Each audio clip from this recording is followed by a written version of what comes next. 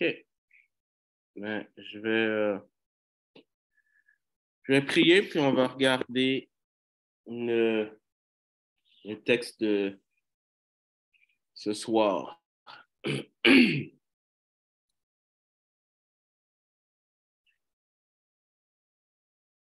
Seigneur, on veut te demander pardon pour nos péchés. Pardon parce que c'est pas vrai que tu es la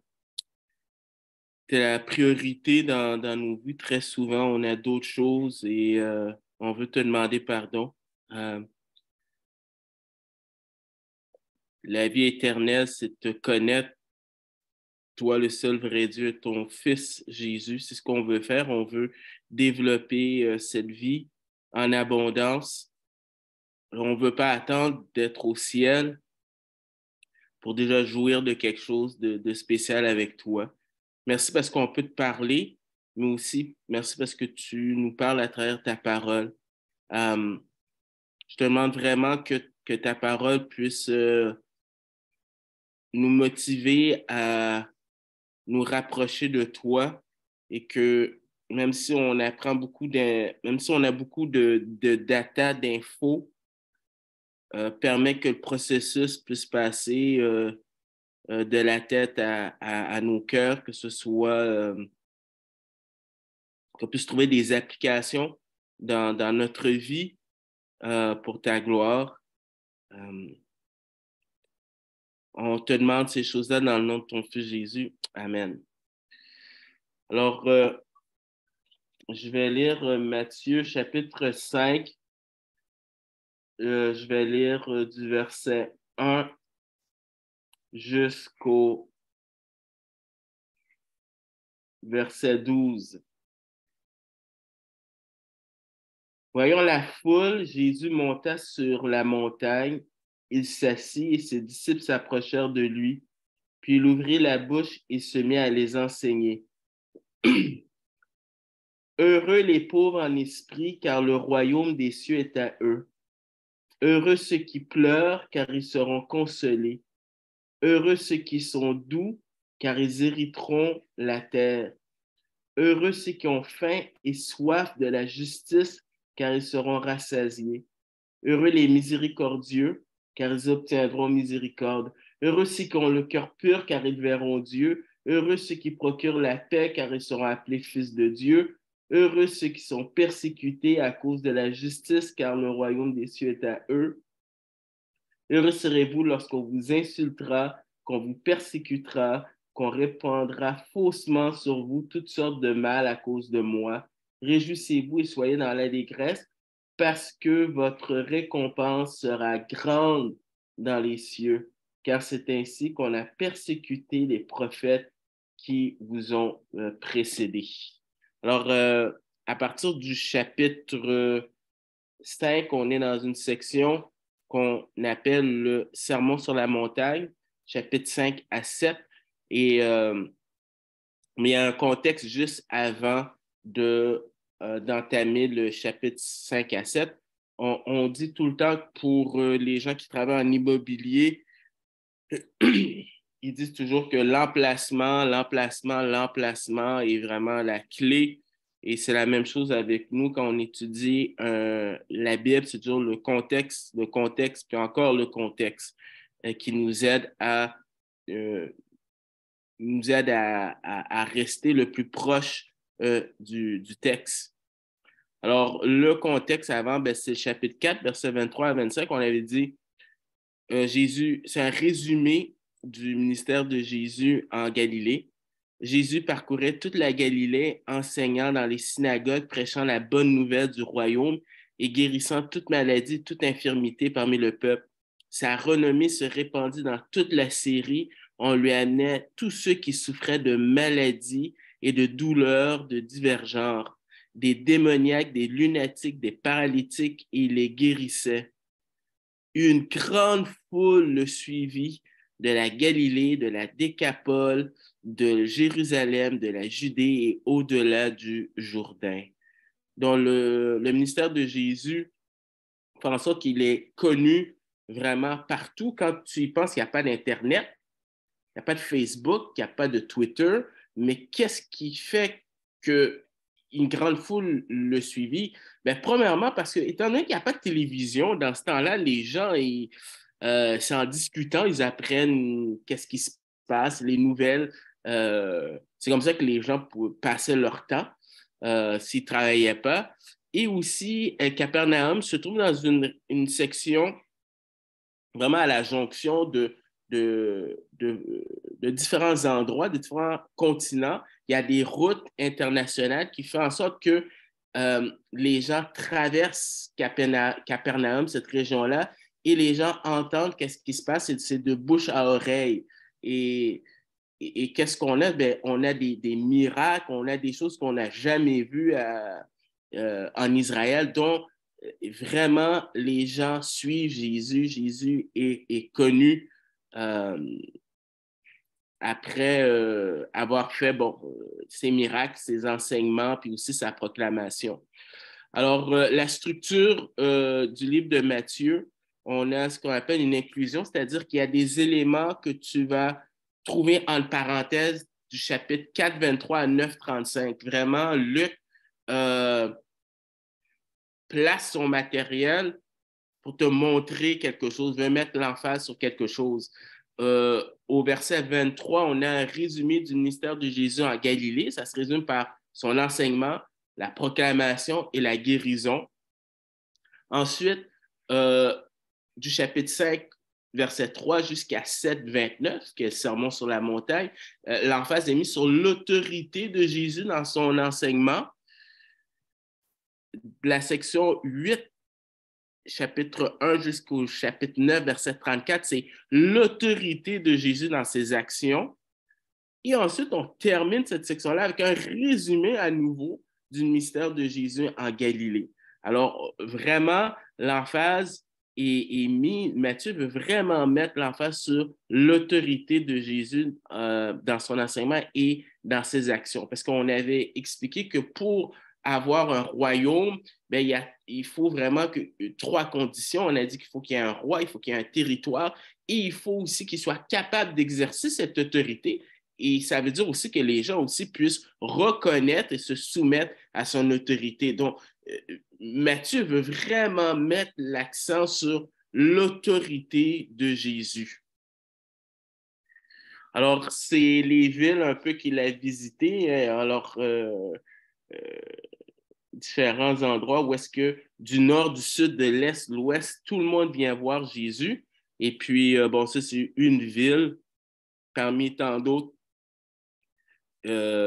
qui existent. En tout cas, on a quand même les fouilles archéologiques et c'est juste pour vous donner une image que Jésus a vraiment vécu à un endroit bien précis sur la terre et qu'il y avait des gens de tout partout qui venaient le voir. Alors, le chapitre 5, on vient de le lire, on dit, voyant la foule, Jésus monta sur la montagne. Alors, j'ai souligné la montagne. Et après qu'il se fut assis, ses disciples s'approchèrent de lui, puis ayant ouvert la bouche, il les enseigna et il dit. Alors, j'ai fait exprès de souligner montagne et qu'il fut assis parce que quand on parle du sermon sur la montagne, ce n'est pas inspiré, c'est un titre que dans nos Bibles on écrit, mais ça peut amener à la confusion pour plusieurs raisons. La première, c'est que c'est plutôt un enseignement que Jésus fait. Des fois, un sermon, on pense que c'est une prédication avec 3 points, une conclusion. Mais vraiment, l'idée, c'est que Jésus enseigne, mais aussi montagne, c'est pas le mont Everest, c'est pas pour ceux qui sont allés, ont déjà sont allés dans l'Ouest canadien, Banff, non, ce qu'on a, c'est plutôt une colline. Alors, il semble que quand vous allez en Israël, ils vont toujours vous montrer des endroits où est-ce que peut-être la tradition, où est-ce que Jésus aurait enseigné. Alors, c'est plus une colline qu'une montagne, mais c'est un des sites qu'on pense peut-être. Il y en a d'autres aussi, mais c'est juste pour vous donner l'idée que ce n'est pas le mont Everest. Alors, des fois, on se fait avoir, on imagine le sermon sur la montagne, mais c'est plutôt une colline. Mais un autre élément que Luc mentionne, c'est qu'il est assis. Il est assis. Et ça peut sembler être banal pour nous, mais le fait qu'il est en train de s'asseoir, eh bien, c'était des fois les rabbins ou les enseignants, parce que c'est ce que Jésus était, c'était un enseignant, eh bien, des fois, lorsque il était assis, pour les Juifs, c'était quelque chose de solennel. C'est qu'il va dire, c'est extrêmement important. L'équivalent serait ferme ton cellulaire, ferme tes applications, tends l'oreille parce que c'est extrêmement important ce que j'ai à vous dire. Alors, pour les rabbins, c'était quelque chose de sérieux, que c'est un enseignement qui est officiel et ça invite le lecteur à prêter attention. Et dans l'équivalent, je vais vous donner des gens d'équivalent, parce que dans l'Église catholique, j'ai appris ça. Alors, comme je n'ai pas grandi dans l'Église catholique, mais d'autres qui connaissent mieux que moi pourraient peut-être donner plus de détails, mais on dit que quand le pape, il y a des moments où le pape, là, quand il s'assoit, il y a des endroits, là, des situations, il y a un mot pour ça, puis j'ai oublié, le mot m'échappe, mais quand il est assis, pas n'importe quand, là, mais je ne sais pas si c'est quand c'est au Vatican, mais il semble qu'il y a des moments, là, comme officiels, que quand il est assis, ben là, c'est, entre guillemets, c'est inspiré tout ce qu'il dit, là. C'est un peu comme l'infaillibilité du pape, là. Ben, quand il est assis, son message, là, c'est un message inspiré venant de Dieu. Donc, c'est drôle comment la tradition chrétienne a pris des éléments de la culture juive pour cet aspect-là que quand tu t'assois, ben, c'est un enseignement extrêmement important. Mais Jésus est un juif. Le contexte, c'est qu'il écrit à des juifs. Même si l'évangile de Matthieu, on trouve la façon comment nos Bibles sont placées, c'est le premier livre dans le Nouveau Testament, mais c'est vraiment un livre de transition entre l'Ancien et le Nouveau. Et donc, il y a plein d'éléments qu'il faut penser dans la tête d'un Juif. OK, Jésus enseigne de façon officielle à les Juifs qui sont là, une multitude, et ça fait penser à Moïse. Parce que Moïse, dans le Deutéronome, on pense que le Deutéronome, c'est vraiment c'est construit un peu comme une prédication. Et Moïse va enseigner à des millions de Juifs. Et le Deutéronome, c'est cette deuxième génération. Donc, c'est vraiment, le Deutéronome est vraiment placé sous forme de prédication. Alors, on nous dit dans Deutéronome 1, verset 1, voici les paroles que Moïse adressa à tout Israël de l'autre côté du Jourdain, dans le désert, dans la plaine, vis-à-vis de Suf, entre Paran, Tophel, Laban, Hatsero et Di-Zahab. Alors, remarquez, à tout Israël, il va y avoir des points en commun avec Jésus parce que ce que Jésus fait, c'est qu'il enseigne à une, une quantité de Juifs qui représentent vraiment le peuple, puisque c'est du nord, du sud, de l'est et de l'ouest. Donc, il y a vraiment des points en commun. Qu'est-ce qu'on sait aussi? Moïse a écrit dans Deutéronome 18 concernant Jésus qui est ce prophète-là que Pierre confirme dans Acte 3. Il dit, l'Éternel, ton Dieu, te suscitera du milieu de toi, c'est-à-dire un juif, d'entre tes frères, un prophète comme moi, vous l'écouterez. Deutéronome 18, 15. Et Bérit, c'est juste en hébreu pour dire que c'est une alliance. Ici, on parle de quoi? On parle de l'alliance mosaïque. Alors, il y a vraiment des points de comparaison. Jésus qui est ce prophète-là que Moïse a parlé et qu'il est en train d'adresser son message à un échantillon des Juifs qui représente la nation et qui va aborder quoi? Qui va aborder sur la loi mosaïque et sur l'alliance mosaïque qui est si tu m'obéis, tu vas rester dans le pays, tu vas rester et je vais circoncire ton cœur, je vais ramener les gens, je vais établir ce royaume messianique, la bénédiction. Et donc, on voit vraiment les mêmes parallèles entre Jésus et Moïse. Alors, ce dessin, ce film, je ne sais pas c'est quel film, il y a tellement eu de films de Jésus. Ce qui est intéressant, c'est qu'il y a beaucoup de gens, la foule. Le nombre, on ne nous dit pas combien, mais si on se fie sur le chapitre 4, verset 25, il y a une multitude. Donc, il y a vraiment beaucoup de gens. Et Jésus avait l'habitude d'enseigner dans les synagogues. Mais ici, il est dans un contexte où il y a tellement de personnes que sa plateforme n'est pas dans la synagogue, c'est sur une montagne. Bon, ici, dans le film, il est debout, mais comme Matthieu le dit, il est assis. Alors, un autre dessin ici, dont Jésus qui est assis, qui est debout. Ce que j'aime du dessin, c'est que tu vois une multitude, il y a vraiment beaucoup de personnes. Et on peut se demander, mais est-ce que Jésus, qui n'a pas un microphone, qui n'a pas un micro, comment se fait-il que sa voix pourrait se porter vraiment aussi loin?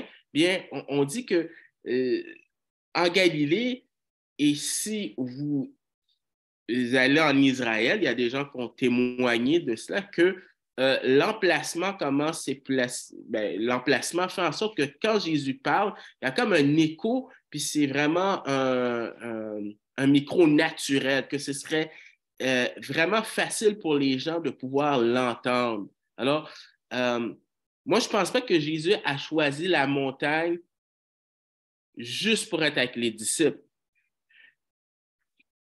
Parce que juste par le fait que l'emplacement où est-ce qu'il est pour que sa voix puisse être portée sur, je ne sais pas combien de milles ou de la distance, montre vraiment que Jésus avait en tête aussi pas juste les disciples, mais toute la foule. Alors, à qui Jésus s'adresse-t-il? C'est la question qui vaut vraiment $1 million parce que tout se joue dans notre interprétation du sermon sur la montagne.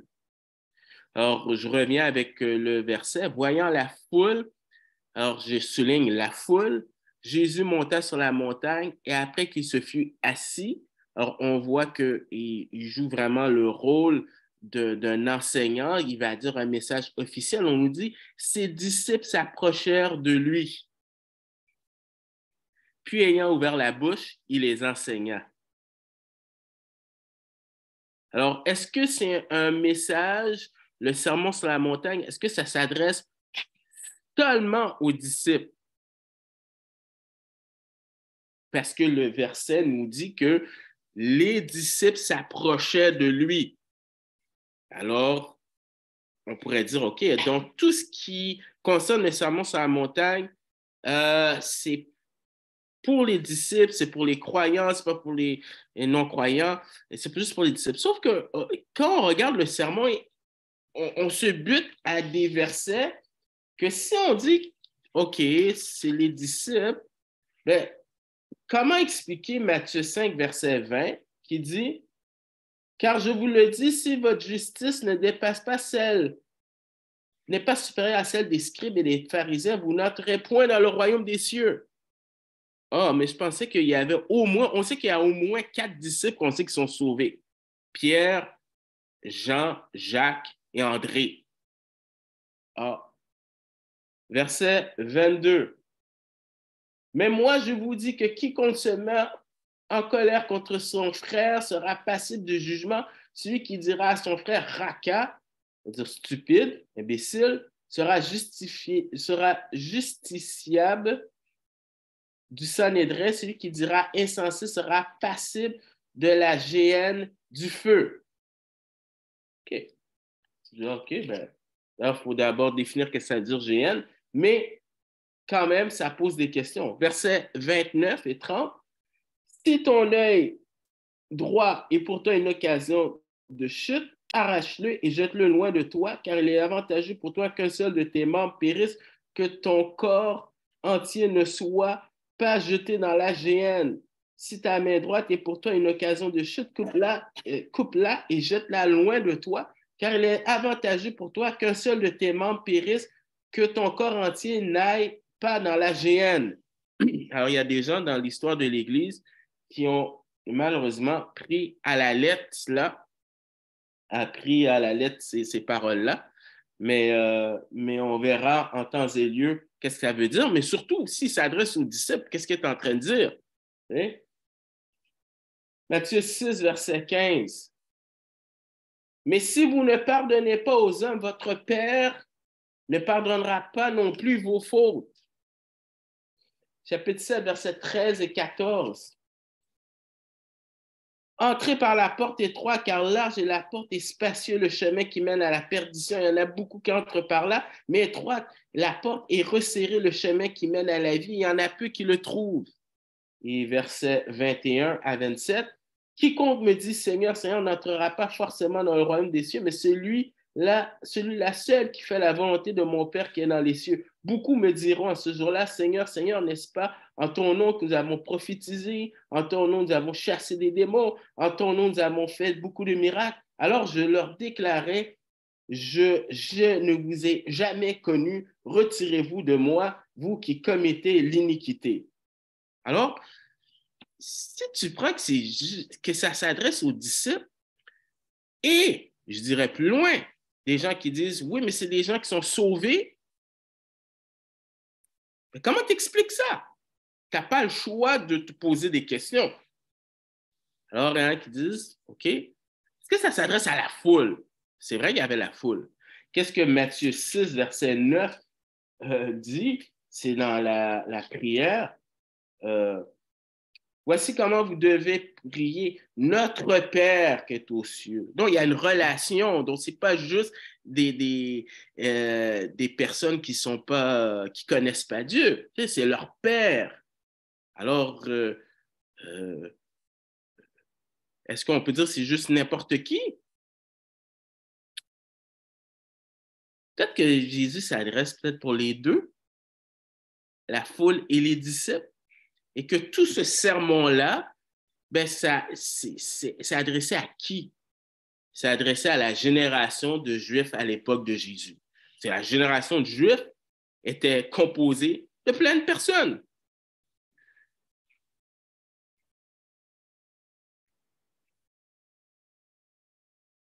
Regardez dans Matthieu 4, verset 25. On a dit dans Matthieu 4, verset 25, de grandes foules le suivirent de la Galilée, de la Décapole, de Jérusalem, de la Judée et au-delà du Jourdain. Donc, tu as le mot suivre qui est mentionné. Puis on avait dit la section du chapitre 4, versets 17 à 25, eh bien, on a associé suivre à la vie de disciples. Parce que ce qu'il va demander à Pierre et Jean, c'est de le suivre. Et ce n'est pas pour rien que Matthieu utilise 3 fois le mot suivre dans cette péricope-là. 3 fois, ben, ce n'est pas un hasard. On sait que les 4 disciples étaient déjà sauvés. On le sait parce qu'on l'a vu dans Jean chapitre 1. Mais qu'en est-il des autres? Luc nous dit qu'il y avait d'autres gens qui suivaient Jésus depuis le début. Tu as ça dans Acte 1, versets 21 à 23. Et ici, on dit que la foule suivait Jésus. Alors, Matthieu fait exprès de laisser la porte ouverte. Le mot disciple joue un rôle clé dans cet évangile, car après le refus du royaume, l'Église sera créée avec un mandat de faire des disciples. Il devient alors crucial de comprendre ce qu'est un disciple et les implications. Alors, comme j'ai dit, ce verset sert de transition avec le chapitre 5 pour expliquer ce que Jésus s'attend de ses disciples. Comme Jean-Baptiste, les gens ont demandé qu'est-ce qu'on doit faire pour montrer les fruits dignes de la repentance. Ben, Jean-Baptiste leur dit des choses concrètes et Jésus va dans le même sens. Alors, le mot disciple, mathétès, ça veut dire un apprenant, un élève, un étudiant, quelqu'un qui suit. Dans ce temps-là, tu suivais littéralement le maître. Donc, tu as 3 types de disciples que tu as. Tu as ceux qui sont curieux. Ils ont observé les miracles de Jésus, mais n'ont pas cru en lui pour la vie éternelle. Tu as ceux qui sont convaincus, ils croyaient en Jésus, mais ils n'ont pas continué dans la marche spirituelle. C'est comme, oh non, non, tu demandes trop, là. Et tu as les disciples qui sont engagés, alors croyants, c'est des croyants qui vivent diligemment son enseignement et ils demeurent en communion et produisent du fruit. Donc, le fait que quand il dit ses disciples viennent à côté de lui, ça laisse la porte ouverte à dire que c'est des gens de différentes personnes qui viennent et qui viennent écouter. Et Jésus, l'emphase est mise sur le fait que Jésus s'assoit et joue le rôle d'un enseignant. Alors, c'est normal puisque le contexte est Jésus qui est un enseignant, bien, les gens qui vont entendre, c'est des disciples. Mais la porte vraiment est laissée ouverte pour savoir quel type de disciple. Alors, Jésus, un autre élément qu'il faut regarder, c'est que l'évangile de Matthieu, la structure de l'évangile de Matthieu, c'est que tu as des textes narratifs où est-ce qu'on te raconte des événements. Après, tu as un discours.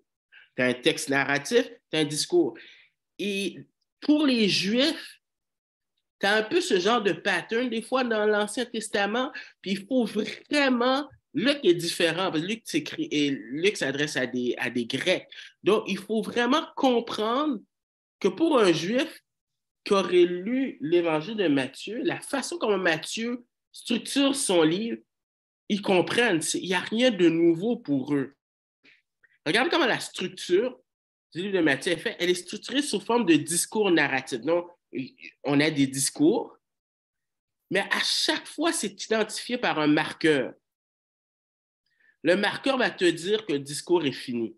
Je vais faire exprès de ne pas toucher Matthieu 7, mais de regarder dans Matthieu 11 d'abord. Alors, dans le discours, le marqueur va t'indiquer à la fin, des fois, à qui le message s'adresse. Des fois, si tu ne l'as pas, il faut aller au début. Alors, on va dans Matthieu, chapitre 11. Dans Matthieu, chapitre 11, bien, le chapitre 10 avant, c'est Jésus qui commissionne les 12 apôtres pour aller annoncer le même message que Jésus a dit. Parce que Jésus, dans sa forme humaine, ne s'est pas divisé en 10 000 Jésus. Non, il a utilisé les gens avec lui pour aller propager ce message-là. Il va le faire aussi avec 70 disciples dans Luc, je pense Luc 9, je crois. Mais regardez comment finit Matthieu chapitre 11. Alors, c'est un discours qui commence au chapitre 10, mais 11, verset 1. Lorsque Jésus eut achevé de donner ses ordres à ses 12 disciples, il partit de là pour enseigner et prêcher dans leur ville. Alors, le chapitre termine en te disant que le discours s'adressait à qui? S'adressait aux 12. Et tu peux le voir au chapitre 10, tu as les 12 qui sont même nommés de façon officielle avec leur nom. Donc, tu as le marqueur qui te dit que le discours est fini. Ensuite, tu as le chapitre 13, verset 53. Chapitre 13, 53, c'est le discours où est-ce que Jésus parle des mystères du royaume des cieux. C'est-à-dire des choses révélées qui n'étaient pas révélées auparavant. C'est-à-dire que le royaume ne viendra pas tout de suite, mais il va y avoir une période intermédiaire avant que ce royaume puisse venir. Alors, Matthieu 13 parle de cela. Alors, le mystère est expliqué sous forme de parabole. Et ça termine avec le verset 53 qui te donne le même mot. En grec, c'est les mêmes mots. C'est vraiment un marqueur qui te dit que c'est fini. Lorsque Jésus eut achevé ses paraboles, il partit de là. Donc, on te dit que le discours est fini, mais on ne te dit pas qui sont les gens qui écoutent ce message, ce discours. C'est chapitre 13 qui te dit,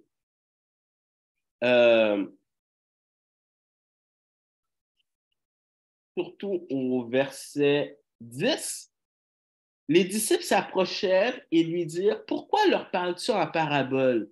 Jésus leur répondit, parce qu'il vous a été donné de connaître les mystères du royaume des cieux et qu'à eux cela n'a pas été donné, car on donnera à celui qui a, il sera dans l'abondance, mais celui qui n'en a pas, on notera même ce qu'il a. C'est pourquoi je leur parle en parabole, parce qu'en voyant, ils ne voient pas et qu'en entendant, ils n'entendent ni ne comprennent.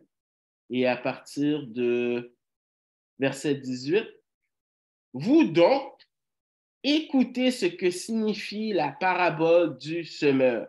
Et ceux à qui Jésus explique, ben, c'est aux disciples, aux apôtres. Ou, je pense dans d'autres, je ne sais pas si c'est dans Marc, je pense, ou Luc, il y avait peut-être des gens qui étaient intéressés, ils voulaient en savoir plus. Mais tu vois que les marqueurs, des fois, vont t'indiquer à la fin à qui Jésus s'adresse. Et des fois, il ne va pas le dire. Il faut regarder au début. Okay?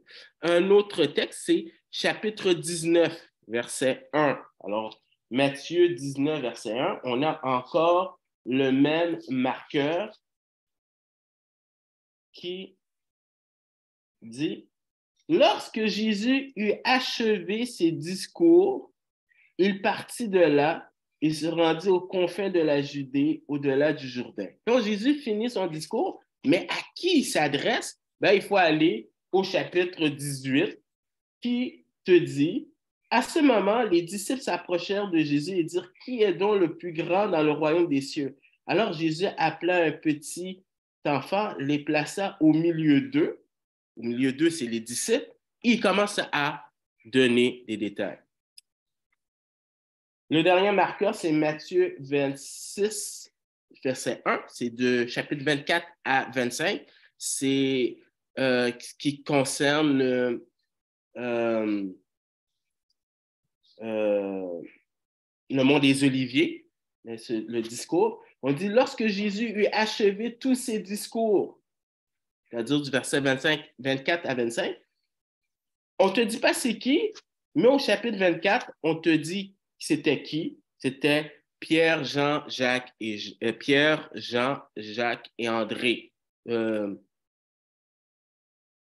dans Matthieu, ailleurs, mais on sait que c'est ces quatre-là, OK? Alors, si tu vas dans Matthieu 7, OK? Ce qui est intéressant avec Matthieu 7, verset 28, voyant les foules, Jésus monta sur la montagne, il s'assit, OK, c'est disciple. Non, c'est au début de cette section. Puis il ouvrit la bouche et se met à les enseigner. L'antécédent, c'est les disciples. Il se met à enseigner les disciples. Matthieu 5, verset 1 et 2. Mais le discours termine dans Matthieu 7. Quand Jésus eut achevé ses discours, les foules restèrent frappées de son enseignement, car il les enseignait comme quelqu'un qui a de l'autorité et non pas comme leur scribe. Alors, qu'est-ce qu'on a ici? C'est que dans cette section-là, tu as un marqueur qui t'indique à qui Jésus s'adresse à la fin, mais au début aussi, tu as aussi à qui Jésus s'adresse, parce que les deux, Jésus enseigne. Alors, il y en a qui vont dire, oui, mais Jésus a enseigné principalement aux disciples et en périphérie la foule. Sauf que quand moi, je regarde la structure, c'est clair que Jésus a autant enseigné à la foule qu'au début. Et d'ailleurs, dans l'évangile de Matthieu, c'est vraiment après le rejet de l'œuvre du royaume que Jésus va vraiment enseigner, vraiment de façon délibérée, en privé avec les disciples. avant, là, c'est pas de façon délibérée. Même au chapitre 3, tu as Jean-Baptiste qui annonce à la génération que le royaume vient. Chapitre 4, Jésus fait la même chose. Donc, ça irait, ce serait contraire à ce qu'on a vu dès le début, qui est un accent qui est mis dans les 12 premiers chapitres. Le royaume s'en vient, le royaume s'en vient, changer d'attitude. Donc, pour moi, la foule et les disciples, finalement, c'est un tout. Jésus s'adresse à la génération de Juifs. Alors, une fois que qu'on comprend à qui Jésus va s'adresser, bien, il commence avec des béatitudes. Alors, une église catholique, hein, dans la tradition, ils disent que c'est le lieu où est-ce que Jésus a mentionné les béatitudes. Bon, alors, mais on parle de béatitudes. Ça veut dire quoi, les béatitudes? Le monde dit béatitude, béatitude. J'ai l'impression que c'est comme ces mots qu'on apprend dans la Bible, mais qu'on ne sait pas qu'est-ce que ça veut dire. La foi. Ah, OK. T'sais, il y a de ces mots jusqu'à ce que vraiment on te pose la question, ben, ça veut dire quoi les béatitudes? Bien, les béatitudes, c'est pris du latin, les bénédictions. Et ça te montre à quel point la Vulgate, parce que la Vulgate, c'était Jérôme qui a traduit du grec au latin la Bible, et la Vulgate a vraiment eu un impact dans vraiment en Occident, parce que même si on a maintenant de la Bible en français et en différentes langues, mais tu vois qu'il y a encore l'impact du latin. Alors, c'est béatitude, c'est-à-dire, c'est pris du latin, les bénédictions. Et le mot, c'est heureux. Heureux, euh, c'est vraiment cette idée. Quand je dis chanceux, ce n'est pas un élément comme tu joues de la loterie, mais c'est plutôt un privilège. Ces gens-là sont vraiment privilégiés.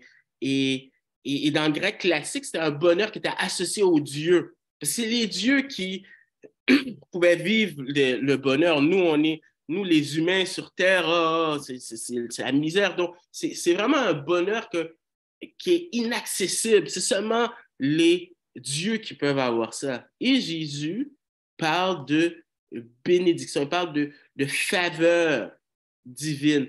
Mais il y a un aspect futur aussi qu'on vient de lire. Parce que des fois,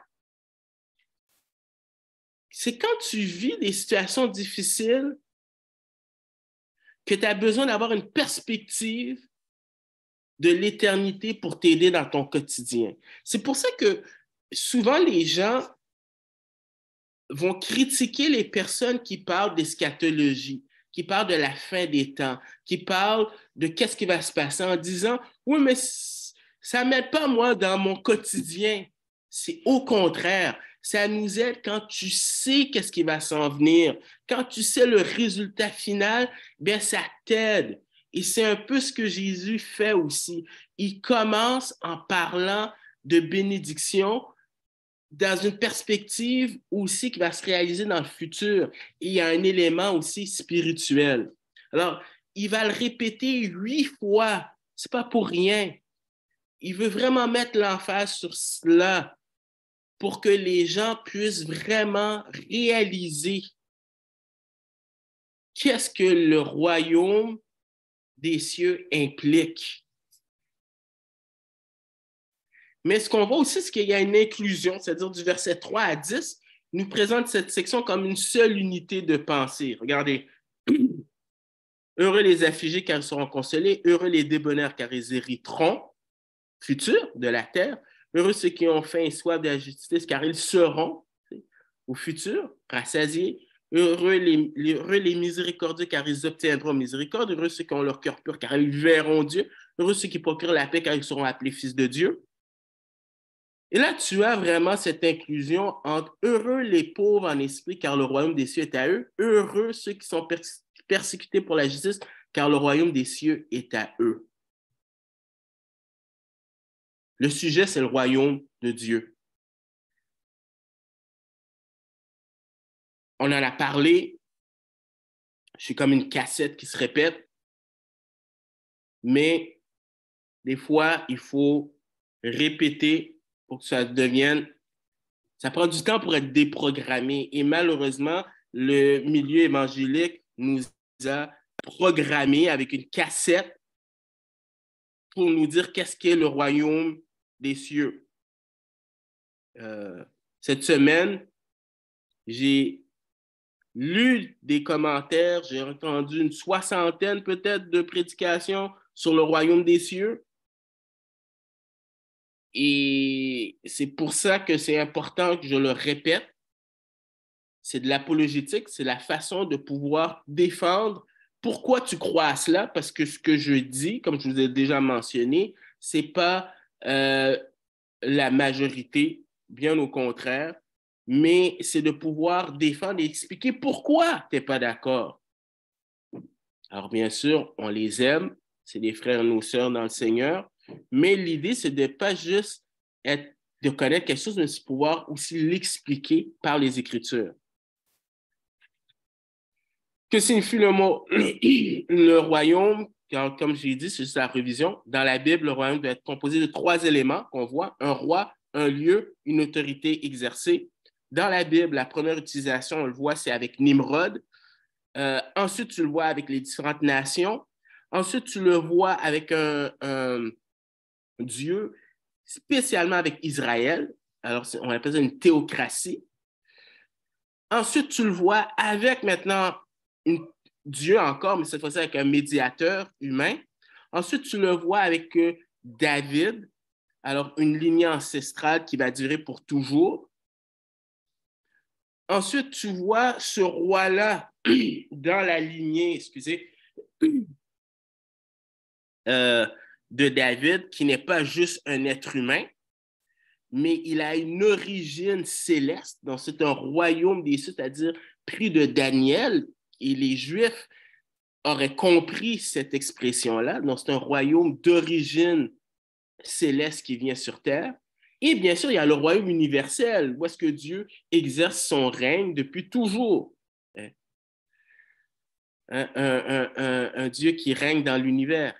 Et bien sûr, il y a, même si le mot est pas utilisé avec Adam et Ève, mais tu vois qu'il y a quand même des éléments en commun. Donc, pourquoi je mentionne tout cela, que je répète comment la Bible décrit qu'est-ce que c'est qu'un royaume? Bien, écoutez, qu'est-ce que quelqu'un a dit? La nature de la communication est telle qu'une fois que les auteurs définissent un terme, ils sont obligés d'utiliser ce terme de la même manière jusqu'à ce qu'ils informent les lecteurs du contraire. Par conséquent, le lecteur est laissé sans aucun indice quant à son prétendu changement brusque de sens en quelque chose d'entièrement spirituel. Cette utilisation du terme dans le Nouveau Testament doit être identifiée par son utilisation dans l'Ancien Testament. Ça veut dire tout simplement que parce que le royaume a été toujours déterminé de 3 façons, et particulièrement le royaume davidique, pourquoi tout d'un coup, le lecteur Matthieu nous aurait dit non, non, non, non, non, c'est juste spirituel. Ça ne fonctionne pas comme ça. Matthieu, eh bien, serait accusé de nous induire en erreur, alors que toutes les fois, ça a été défini clairement qu'est-ce que c'est que le royaume des cieux. Donc, le royaume n'est pas le ciel. Pourquoi nous on dit le ciel? C'est parce que, avec le temps, le royaume a été rejeté. Ensuite, il y a eu de moins en moins de Juifs. L'influence quand même du fait qu'on ne connaissait pas bien l'Ancien Testament, l'emphase au Nouveau Testament.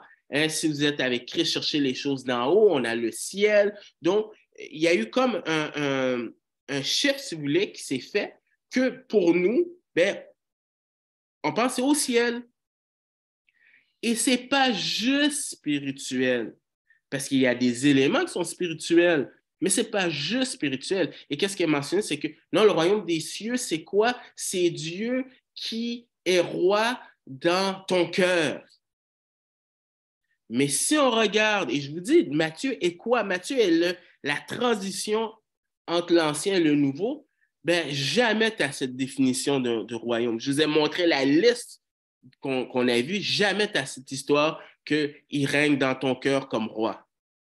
D'ailleurs, il ne règne pas vraiment comme cœur comme roi parce que je continue à faire des péchés. Les conséquences de ne pas bien interpréter royaume des cieux.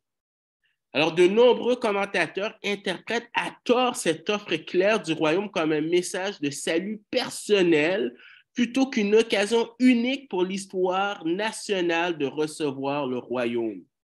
Matthieu 10, versets 5 à 7, te dit, quand Jésus envoie les 12, il dit de ne pas aller chez les païens. Alors, moi, mais je pensais que le message de l'Évangile, c'était Jésus est mort pour tous les hommes. Hein, car Dieu a tant aimé le monde qu'il a donné son Fils unique afin que quiconque croit en lui ne périsse point, mais qu'il ait la vie éternelle. Alors pourquoi tu me dis de ne pas aller voir les Samaritains? Mais, et pas n'importe quel commentateur, des gens très connus vont dire que c'est le message de l'Évangile. L'Évangile, c'est une bonne nouvelle, mais une bonne nouvelle, c'est le contexte qui te dit quoi? Et c'est une bonne nouvelle pour la nation d'Israël. L'évangile du royaume n'est destiné qu'à la nation d'Israël et ne doit en aucun cas être confondu avec l'évangile de la grâce salvatrice. Alors, perception du monde à l'époque de Jésus, quelle était l'espérance du royaume que le peuple, alors quelle était l'espérance du royaume que le peuple juif avait au moment de la première venue du Christ? Bien, en fait, leur espoir était l'établissement du règne promis du Messie dans son royaume sur terre et dans le royaume qui exalterait le peuple juif et libérerait du règne de Rome sur lequel il vivait. Et dans le livre de Daniel, le Messie vient au quatrième royaume. Le quatrième royaume, c'est Rome. Donc, vraiment, c'était vraiment l'espérance. Le problème, c'est que, oui, ils pensaient juste à un aspect politique. C'est ça leur erreur. Mais ils n'avaient pas tort. Ce qu'ils avaient tort, c'est qu'ils avaient délaissé le côté spirituel. Et que Moïse avait même dit qu'il fallait qu'ils se repentent et qu'ils suivent ce que Dieu demande. Et c'est ce que tu vois aussi avec les béatitudes. Donc les béatitudes sont des caractéristiques internes du royaume, des futurs citoyens du royaume, avec des récompenses. Mais qu'est-ce que tu vois, c'est qu'on change de la troisième personne du pluriel à la deuxième personne du pluriel, à partir du verset 11 et 12. On dit, heureux serez-vous lorsqu'on vous outragera, qu'on vous persécutera et qu'on dira faussement de vous toutes sortes de mal à cause de moi. Réjouissez-vous et soyez dans l'allégresse parce que votre récompense sera grande dans les cieux, car c'est ainsi qu'on a persécuté les prophètes qui ont été avant vous. Alors, il y a une distinction avec les versets 11 et 12 qui se réfèrent aux disciples, deuxième personne du pluriel du temps de Jésus, mettant l'accent sur l'œuvre du royaume pour cette génération, alors que les versets 3 et 10 est mentionné à la troisième personne du pluriel. Par conséquent, il semble que Jésus fait une distinction avec le reste des Juifs croyants du passé, présent et futur qui profiteront des bénédictions du royaume, je dis avec ses disciples, mais plutôt qui profiteront du royaume plutôt, même si les croyants de l'Église seront dans le royaume. Alors, pourquoi je dis ça? C'est parce que le contexte est qui s'adresse à des Juifs pour le royaume. Et les caractéristiques que tu as là dans les béatitudes, c'est les caractéristiques des citoyens qui vont rentrer dans ce royaume futur. Maintenant, nous aussi, on va rentrer aussi. L'Église, les croyants vont aussi participer. Mais on a, par exemple, des récompenses comme la terre ou, dans le cas qu'on pourrait dire, le pays. C'est clair que dans l'Ancien Testament, tu as des récompenses reliées avec le pays. Mais dans le Nouveau Testament, on ne parle pas de récompense que c'est un pays. Mais bon, c'est juste une parenthèse là. Mais ce que je suis en train de dire, c'est que il y a des applications pour nous, mais ça ne s'adresse pas à nous. Et ça, le sermon sur la montagne ne s'adresse pas aux chrétiens. Est-ce que ça veut dire qu'on déchire ça, qu'on brûle ça? Non, sinon on ferait la même chose avec Lévitique. On ferait la même chose avec Exode. Mais c'est le contexte, c'est qu'il s'adresse à cette nation juive. Et qu'est-ce qui caractérise les gens ou les futurs citoyens? Ben, tu as des éléments t'as des éléments que de ces futurs citoyens. Et ça, c'est un contraste avec le leader juif, les leaders juifs. Et ce que Jésus veut faire, c'est qu'il veut vraiment faire une distinction parce qu'ils ont été, euh, j'allais dire, enfiroapés par les leaders juifs sur la mauvaise utilisation de la loi. Et Jésus veut vraiment ramener la pendule à l'ordre. Alors, j'arrête ici. Je n'ai même pas abordé la première. Tu sais. La première, euh, c'est heureux les pauvres en esprit. Donc, je vais prier. Puis, si vous avez des questions et commentaires, bon, on regardera ça. Seigneur, merci pour ta parole. Merci parce que tu veux nous donner de l'espérance. À savoir qu'un jour, bien, tu vas régner et que parce qu'on est associé avec toi, avec ton Fils, bien, on va faire partie aussi de ce royaume-là. Et ça, c'est un encouragement pour nous. C'est très facile, on perd de vue très vite le futur parce que nos yeux sont centrés comme les 10 espions sur le présent. Et il y a des géants devant nous qui ont différents noms. Et permet qu'on soit comme Josué et Caleb, qu'on ne puisse pas nier ces géants-là, mais qu'on puisse voir celui qui est plus grand que les géants. Euh, que cela puisse nous donner de l'espérance. Et on anticipe. On ne devrait pas s'attacher aux choses de la terre, on devrait anticiper le jour où tu viendras nous chercher. Où est-ce qu'on pourra vivre pleinement une relation avec toi. Donne-nous ta grâce au cours de pour le reste de la semaine. Dans le nom de ton Fils Jésus. Amen.